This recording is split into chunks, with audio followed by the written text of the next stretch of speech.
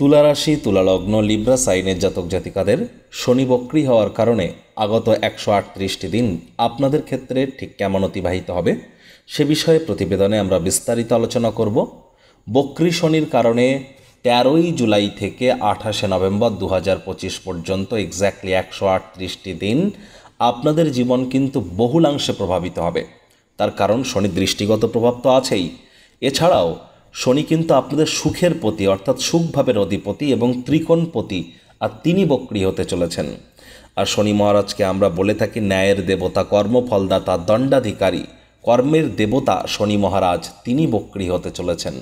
আর কোনো গ্রহের বক্রী হওয়ার অর্থ এই নয় যে সে গ্রহ বক্র চালে চলা শুরু করবে বা তার গতি থমকে যাবে। পৃথিবী থেকে যখন আমরা কোনো গ্রহকে তার নিজস্ব অরবিটে আমরা অবজার্ভ করি, মাঝে মাঝে আমাদের অপটিক্যাল ইলিউশন ক্রিয়েট হয়, এটা চোখের ধোঁকা মাত্র অ্যাকচুয়ালি বলতে গেলে। তবে যেহেতু অ্যাস্ট্রোলজিক্যালি এই ঘটনাটি ঘটতে চলেছে, তাহলে এর একটি প্রভাব অবশ্যই প্রত্যেক জাতক জাতিকার উপরেই কিন্তু পড়বে। এবার দেখুন, কোনো গ্রহ যখন বক্রী হয় সে নিয়ে বিভিন্ন জ্যোতিষ আচার্যদের মধ্যে বিভিন্ন ধরনের মতামত আমরা পরিলক্ষিত করে থাকি। সে লাল কিতাব শাস্ত্রী কৃষ্ণমূর্তির বা মান্ডেন অ্যাস্ট্রোলজি, নারী অ্যাস্ট্রোলজি বা কোনো প্রকার বৈদিক জ্যোতিষ বা নিউমোরোলজিস্টদের মধ্যে বিভিন্ন ধরনের মতামত আমরা পরিলক্ষিত করে থাকি। তবে কমন ফ্যাক্টরও কিন্তু আছে, কি কোনো প্ল্যানেট যখন বক্রী হয় বা রেট্রোগ্রেড হয় তখন তার পাওয়ার ইনক্রিজ হয়ে যায়, তার ক্ষমতা বৃদ্ধি পায়। আর যদি কোনো পজিটিভ প্ল্যানেট বক্রী হয় তাহলে পজিটিভিটি বাড়ে, নেগেটিভ প্ল্যানেট বক্রী হলে নেগেটিভিটিও বাড়ে। আর কোনো গ্রহ যখন বক্রী হয় সে কিন্তু একটি ঘর পেছনের ঘরের ফলাফলও সে কিন্তু দিতে থাকে, এটিও কিন্তু সত্য। এবার দেখুন, শনি গ্রহকে বৈদিক জ্যোতিষ অনুযায়ী কিন্তু শনি মহারাজ দেবতা হওয়া সত্ত্বেও এটি নেগেটিভ প্ল্যানেট হিসাবেই আখ্যা দেওয়া হয়েছে, তামসিক গ্রহ হিসাবেই আখ্যা দেওয়া হয়েছে। আবার লাল কিতাবে পণ্ডিত রূপচাঁদ যোশীজি শনি, রাহু, কেতু এই তিনটি গ্রহকে পাপীয় কাটলি বলেছেন। তাহলে শনিকে সেখানেও কিন্তু পাপী গ্রহ হিসাবে আখ্যা দেওয়া হয়েছে। তাহলে নেগেটিভিটির মাত্রা একটু বৃদ্ধি পেতে পারে, সেটা কিন্তু আপনাদের ক্ষেত্রে এর প্রভাব ঠিক কেমন পড়বে সে বিষয়ে আলোচনায় তো আমরা থাকব। শনি নক্ষত্রগত গোচর নিয়েও আমরা আলোচনা করব, আর এর সাথে সাথে রাহু, গুরু, কেতুকে কম্বাইন করে আলোচনা করব আলোচনার অনেক নিকটবর্তী স্থানে পৌঁছানোর জন্য। আর আলোচনাটি কিন্তু ইন জেনারেল হবে, অর্থাৎ এই পৃথিবীতে যতজন তুলা রাশির জাতক জাতিকা আছেন তাদের প্রত্যেকের জন্য। আপনি চাইলে আপনার ব্যক্তিগত গণনা এনি টাইম আমাদের দ্বারাই করাতেই পারেন। শনিবার রবিবার অফিসে এসে ফেস টু ফেস সাক্ষাৎ করতে পারেন, অথবা by phone any time consultancy আপনারা নিতেই পারেন। তো চলুন কথা না বাড়িয়ে আলোচনায় প্রবেশ করা যাক। তুলা রাশি, তুলা লগ্ন, লিব্রা সাইনের জাতক জাতিকারা কালপুরুষের রাশিচক্র অনুযায়ী সপ্তমতম রাশির আন্ডারে আপনারা পড়েন। আপনাদের রাশির অধিপতিকে শুক্র। আর স্ক্রিনে আপনারা যে চারটি দেখতে পাচ্ছেন এটি তুলা রাশির জাতক জাতিকাদের 2025 সালের 13ই জুলাই আপনাদের গ্রহগত গোচরের ছক কিন্তু ঠিক এমনটিই দেখাবে। 13ই জুলাই রবিবার সকাল 9:36 শনি মহারাজ বক্রী হতে চলেছে। এখানেই কিন্তু আপনাদের জানিয়ে রাখবো যে শনি সাধারণত যে গৃহে বসে সেই গৃহকে তিনি মজবুতিই প্রদান করেন, এবং শনি মহারাজের তিনটি দৃষ্টি আছে, তৃতীয়, সপ্তম এবং দশম দৃষ্টি। এই তিনটি দৃষ্টি যে যে গৃহে আরোপিত হয় সেই গৃহে তিনি দুর্বলতাই প্রদান করেন। এখানে শনি মহারাজের তৃতীয় দৃষ্টি পড়ছে আপনাদের অষ্টমভাবে অর্থাৎ সাডেন হাউসে। শনি মহারাজের পূর্ণ দৃষ্টি অর্থাৎ সপ্তম দৃষ্টি থাকবে আপনাদের মোক্ষের ভাব, ব্যয়ের ভাব বা অবচেতন মস্তিষ্কের ভাবে। শনি মহারাজের অন্তিম দৃষ্টি থাকবে আপনাদের থার্ড হাউস অর্থাৎ সাহস এবং পরাক্রমের ভাবে। শাস্ত্রমতে শনি মহারাজকে বলা হয়েছে সূর্যদেবের পুত্র। তাহলে সূর্যদেব পিতা এবং শনি মহারাজ পুত্র। পিতা পুত্র হওয়া সত্ত্বেও দুজনের মধ্যে কিন্তু সম্পর্ক মলিন নয়। শনিদেব ছায়া মাতার গর্ভে জন্মেছিলেন, আর জন্মের পর সূর্যদেব শনি মহারাজকে দেখে বলেন, এমন কৃষ্ণবর্ণের সন্তান আমার হতেই পারে না, অর্থাৎ এমন কালো ছেলে আমার হতেই পারে না। শুনে শনিদেব রেগে গিয়ে নিজের পিতাকেই অভিশাপ দিয়ে বসেন। তারপর তো সূর্যগ্রহণ বা সোলার এক্লিপস শুরু হয়ে যায়। শেষে সূর্যদেব এসে তারপর আবার শনি মহারাজের কুম্ভ জ্বালিয়ে দিয়েছিলেন। আমরা অতিরিক্ত কথা এ বিষয়ে বাড়াবো না, ইনশর্ট জেনে রাখবো যে শনি মহারাজ একটি নেগেটিভ প্ল্যানেট এবং সূর্যদেব পিতা হওয়া সত্ত্বেও দুজনের সম্পর্ক কিন্তু মলিন নয়, এটি আমরা জেনে রাখলাম। এবার দেখুন, শনি মহারাজ বক্রী হয়েছেন তাহলে তার পাওয়ার বেড়েছে। নেগেটিভ প্ল্যানেট বক্রী হয়েছে তাহলে নেগেটিভিটিও একটু বাড়বে, কিন্তু নেগেটিভিটি কতটা বাড়বে এটি নির্ভর করবে শনি মহারাজের গ্রহগত অবস্থানের কারণে।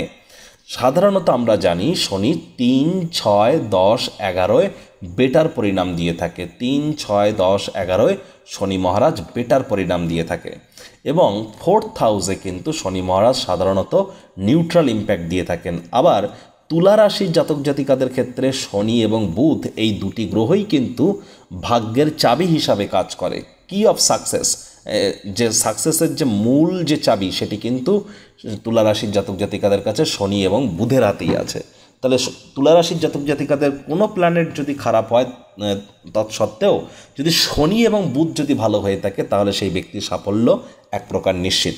তাহলে আপনাদের ন্যাটাল চার্ট অত্যন্ত গুরুত্বপূর্ণ। জন্মছকে শনি কোন ঘরে বসে আছে, কারক ঘরে না মারক ঘরে, যে গৃহে বসে আছেন সেই গৃহ থেকে তার তিনটি দৃষ্টি কোন কোন গৃহে পড়ছে, শনির উপরে কোনো গ্রহের দৃষ্টি পড়ছে কিনা, এবং আপনার ন্যাটাল চার্ট বা জন্মছকে শনি যে গৃহের মালিক সেই গৃহে কোন কোন গ্রহ অবস্থান করছে, জন্মকালীন সময়ে শনি কত ল্যাটিটিউড লঙ্গিটিউডে ছিল, অর্থাৎ কতটা ডিগ্রিতে ছিল, কতটা বলাবল নিয়ে, এবং কোন নক্ষত্রের কত নম্বর চরণে, আর বর্তমান কি মহাদশা অন্তর্দশা প্রত্যন্তর্দশা চলছে, এগুলিও কিন্তু বিচার্যের বিষয়।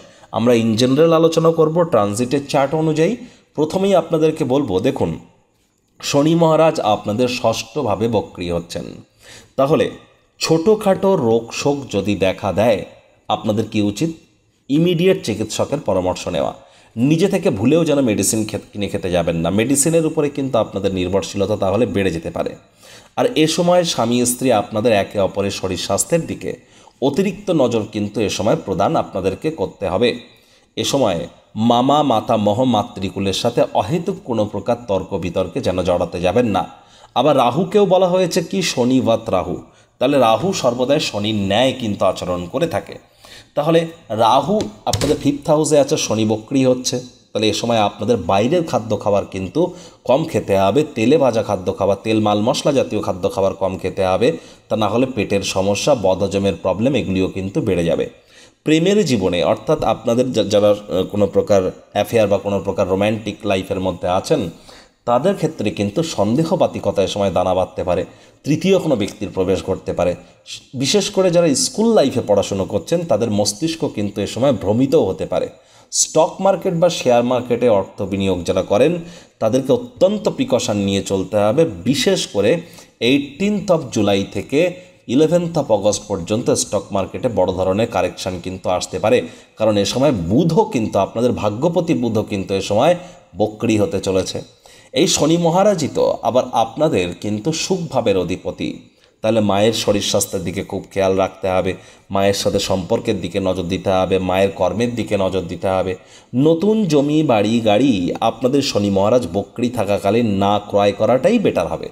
আমি তো বলবো কোনো সেকেন্ড হ্যান্ড জিনিসও যেন ক্রয় করবেন না, সেটি আপনাদের অতিরিক্ত খরচের মাত্রাকেও কিন্তু বৃদ্ধি করে দিতে পারে। এ সময় কিন্তু যে সমস্ত দম্পতির প্রথম সন্তান সন্ততি প্রাপ্তির প্ল্যানিং করছেন তাদেরকে 13 জুলাই থেকে 28 নভেম্বর পর্যন্ত গর্ভধারণ করা থেকে বিরত থাকাটাই কিন্তু শ্রেয় হবে।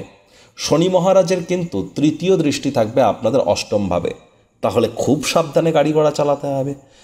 শরীরে চোট আঘাত কিন্তু আপনাদের লাগতেই পারে। লং ডিস্টেন্স জার্নি, দূরবর্তী যাত্রা, দূরবর্তী ভ্রমণ যতটা অ্যাভয়েড করবেন ততই বেটার। পৈতৃক সম্পত্তি নিয়ে কোনো প্রকার গোলযোগ যেন করবেন না, পরিস্থিতি হিতে বিপরীত হতে পারে। শ্বশুরবাড়ির সাথে সম্পর্ককে মজবুত রাখুন, তাহলে রাহু শনি দুটি প্ল্যানেটই আপনাদেরকে বেটার রেজাল্ট দেবে। শ্বশুর শাশুড়ির নামে কোনো প্রকার মুখ দিয়ে যদি বদনামি করেন তাহলে কিন্তু আপনাদের 8 দিনের মধ্যেই শারীরিক, মানসিক অথবা অর্থনৈতিক কোনো ক্ষয়ক্ষতি কিন্তু হতেই পারে। যারা জাদু তন্ত্রমন্ত্র বিদ্যা, অকাল্ট সায়েন্স, জ্যোতিষ চর্চা, গবেষণামূলক পড়াশুনো, পিএইচডি লেভেলের পড়াশুনো, বিদেশি ভাষা শিক্ষার চেষ্টা করছেন, প্রচেষ্টা জারি রাখুন, আপনারা কিন্তু সফল হতে পারেন। স্বামী স্ত্রী আপনাদেরকেও কিন্তু শব্দ চয়নের দিকে এ সময় অতিরিক্ত নজর প্রদান আপনাদেরকে করতেই হবে। শনি মহারাজের পূর্ণ দৃষ্টি থাকছে কোথায়? আপনাদের 12th হাউসে। তাহলে 13 জুলাইয়ের পর হঠাৎ করে আপনাদের খরচের মাত্রা বেড়ে যেতে পারে, হঠাৎ করে বিভিন্ন জায়গা থেকে আপনাদের এক্সপেন্স বেড়ে যেতে পারে। বিশেষ করে যারা বিদেশে আছেন, বর্তমান ফরেন সয়েলে আছেন বা বিদেশে সেটেল হয়ে গিয়েছেন তাদের খরচ কিন্তু আরও বেড়ে যেতে পারে। মেডিসিনের কারণে খরচ বাড়তে পারে, অথবা কোনো কিছু রিপেয়ারিংয়ের কারণে খরচ অতিরিক্ত বেড়ে যেতে পারে। সাবধানতা অবলম্বন করে চলতে হবে। ঘুমের সমস্যা দেখা দিতে পারে, ভয় ভয় ভাব কাজ করতে পারে। নিজের জন্য না হলে অন্য কারোর জন্য বা পুলিশ প্রশাসনের বা হসপিটালের চক্কর কিন্তু আপনাদেরকে কাটতে হতে পারে, নিজের জন্য না হলেও অন্য কারোর জন্য আপনাদেরকে কাটতে হতে পারে। তাহলে এই বিষয়ে আপনাদেরকে সচেতন থাকতে হবে। অবচেতন মন এ সময় কিন্তু আপনাকে কিছু বলতে চাইছে। কি বলতে চাইছে? যদি আপনি যোগ ব্যায়াম, ধ্যান বা প্রাণায়ামের সাহায্য নেন তবেই তো সেটি আপনি উপলব্ধি করতে পারবেন। আর শনি মহারাজের এতটা নেগেটিভ কথাবার্তা শোনা পরেও যদি আপনারা এখনও টিকে থাকেন, তাহলে আপনাদেরকে বলবো, দেখুন নেগেটিভ যেখানে আছে পজিটিভও কিন্তু সেখানে আছে। প্রতিকারের সেগমেন্টে আমরা সেটা নিয়ে আলোচনা করব। শনি মহারাজের পূর্ণ দৃষ্টি বা দশম দৃষ্টি থাকবে আপনাদের থার্ড হাউস পরাক্রমের ভাবে, কিন্তু পরাক্রমেশ গুরু নিজের ঘরকে পূর্ণ দৃষ্টি দিয়ে দেখছেন। তাহলে এটি কিন্তু স্পষ্ট যে 18ই অক্টোবর পর্যন্ত গুরুও তো আপনাদের পরাক্রমের ভাবকে দেখবে। তাহলে একটি জিনিস তো স্পষ্ট যে সাহস এবং পরাক্রম আপনাদের বাড়তে চলেছে। Online income, digital marketing, work from হোমের কাজ যারা করেন তারা কিন্তু উপকৃত হবেন। ছোটোখাটো যাত্রা ভ্রমণ থেকে উপকৃত হবেন। লং ডিস্টেন্স জার্নি থেকে উপকৃত হবেন না, শর্ট ডিস্টেন্স জার্নি থেকে আপনারা উপকৃত হতে পারেন। বন্ধুবান্ধবদের দ্বারা উপকৃত আপনারা হতে পারেন। ইভেন হঠাৎ করে কোনো স্থান থেকে অর্থের আগমন কিন্তু আপনাদের জন্য অবশ্যই কিন্তু এ সময় ঘটতে পারে। আর্থিক মুনাফার মাত্রাও আপনাদের বাড়তে পারে। মস্তিষ্কে একটু ইলিউশনও কিন্তু ক্রিয়েট হতে পারে। কি ভাবছেন, কেন ভাবছেন, to be or not to be is the question, হবে না হবে না, এই দোলাচল কিন্তু মাঝে মাঝে আপনাদের মধ্যে কাজ করতে পারে। শনি যখন রাশি পরিবর্তন বক্রী হবে তখন কিন্তু তিনি নিজের নক্ষত্র উত্তর ভাদ্রপদ নক্ষত্রে থাকছেন 3রা অক্টোবর পর্যন্ত। তাহলে খুব পাওয়ারফুল সিচুয়েশনে তিনি থাকছেন। 3রা অক্টোবরের পর কিন্তু শনি মহারাজ বৃহস্পতির নক্ষত্র পূর্ব ভাদ্রপদ নক্ষত্রে গোচর করে যাবেন। তখন কিন্তু অবশ্যই আপনারা আপনাদের কেরিয়ার থেকে শুরু করে সকল ক্ষেত্রেই আপনারা অত্যন্ত শুভ পরিণামদায়ক ফলাফল প্রাপ্তি করা শুরু করে দেবেন। এবার কথায় আছে, কঠোর কায়িক পরিশ্রম যারা করছেন, হার্ডওয়ার্ক যারা করছেন, তাদের ক্ষেত্রে কিন্তু অবশ্যই ভাগ্যের বিপরীতে গিয়ে পরিস্থিতিকে বদলে দিয়ে ভাগ্যের চাকাকে ঘুরিয়ে দিয়ে আপনারা কিন্তু অবশ্যই আপনারা নিজের ভাগ্যের মালিক নিজে হতে পারেন।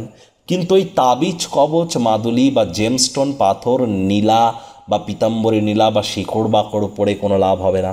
কারণ শনি মহারাজ কর্মফলদাতা। কর্মান্যে বাধিকারস্তে মা ফলেষু কদাচনা মা কর্মফল হেতুর্মা তে সঙ্গহস্ত কর্মাণী। তাহলে অবশ্যই কর্ম করলে তবেই কিন্তু কর্মের ফল পাওয়া যাবে। ওই তাবিজ কবচ পরে কোনো কাজ কিন্তু দেবে না, জেমস্টোন পরেও কোনো কাজ দেবে না। ওটা পরে আপনারা পটি করবেন, ননভেজ খাবেন, কী কাজ দেবে? আর জন্মছকে আমাদের শনি খারাপ না ভালো আমরা বুঝবো কী করে? যাদের শনি খুবই খারাপ তাদের দেখবেন হেয়ার ফলের ইস্যু, অতিরিক্ত মাথার চুল পড়ার সমস্যা, সময়ের কাজ সময়ে করতে না পারা, অথবা স্কিন ড্রাই হয়ে যাওয়া, ত্বক শুষ্ক প্রকৃতির হয়ে যাওয়া, এই বা তারা লেবার সম্প্রদায়দেরকে ডমিনেট করে চলে, এই ধরনের ইস্যুস এর মধ্যে কোনো না কোনো একটা ইস্যু কিন্তু থেকে থাকে। তাহলে আপনাদের উচিত হবে ইমিডিয়েট জ্যোতিষতাত্ত্বিক পরামর্শ গ্রহণ করা। প্রতিকার স্বরূপ আলোচনা করতে গিয়ে আপনাদেরকে বলবো, স্ক্রিনে আপনারা দেখতে পাচ্ছেন শনি মহারাজের প্রণাম মন্ত্র। ওম নীলাঞ্জন চয় প্রক্ষং রবি সুতং মহাগ্রহম ছায়া গর্ভসম্ভূতং তং নমামি শনিশ্চরম। এটি আপনারা প্রত্যেক দিন সন্ধেবেলা করে 108 বার করে জপ করুন। না পারলে যতবার পারেন ততবার করুন। এছাড়া শনির গায়ত্রী মন্ত্র এবং বীজ মন্ত্র আমরা ধীরে ধীরে আপনাদেরকে দিতে থাকবো, সেগুলিও আপনারা জপ করতে পারেন। তবে দেখুন, কর্মফলদাতা, আপনাকে অবশ্যই ধর্মপ্রাণ হতে হবে, কর্মনিষ্ঠ হতে হবে, মাতৃভক্ত হতে হবে। বাসি খাদ্য খাবার খাওয়া যাবে না। আশপাশ পরিষ্কার পরিচ্ছন্ন রাখতে হবে, হাইজিন মেনটেন করতে হবে, প্ল্যানিং মাফিক রুটিন মাফিক চলতে হবে। কোনো প্রকার পরসমালোচনা, পরচর্চা, ইগো, অহংকার থেকে আমাদেরকে বিরত থাকতে হবে। এবার যাদের কিন্তু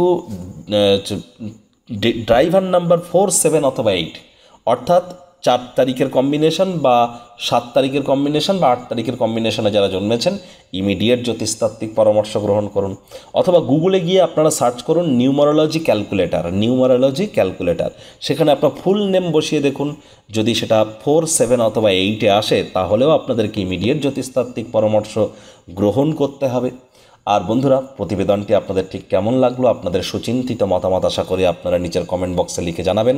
ভালো লাগলে একটি লাইক করতে ভুলবেন না। এই আশা রেখে আমি আমার বাণীকে এখানেই বিরাম প্রদান করছি। সংসারে অশান্তি, প্রেমে বাধা বা বিবাহে অনিশ্চয়তা, ব্যবসাতে ক্ষতি বা চাকরিতে ডামাডোল, অসুস্থতা, দুঃখ, দারিদ্রতা থেকে কিছুতেই রেহাই মিলছে না, পরীক্ষায় ফেল, তাহলে আর দেরি কেন? জীবনের যাবতীয় সমস্যার সমাধান করব আমরা। বাস্তুশাস্ত্র, সংখ্যাতত্ত্ববিদ্যা, লাল কিতাব, বৈদিক জ্যোতিষশাস্ত্র, কৃষ্ণমূর্তি প্রভৃতি পদ্ধতিতে জন্মছক বিচার করা হয়। প্রয়োজন অনুভব করলে স্ক্রিনে ফ্ল্যাশ হওয়া নম্বরে যোগাযোগ করতেই পারেন।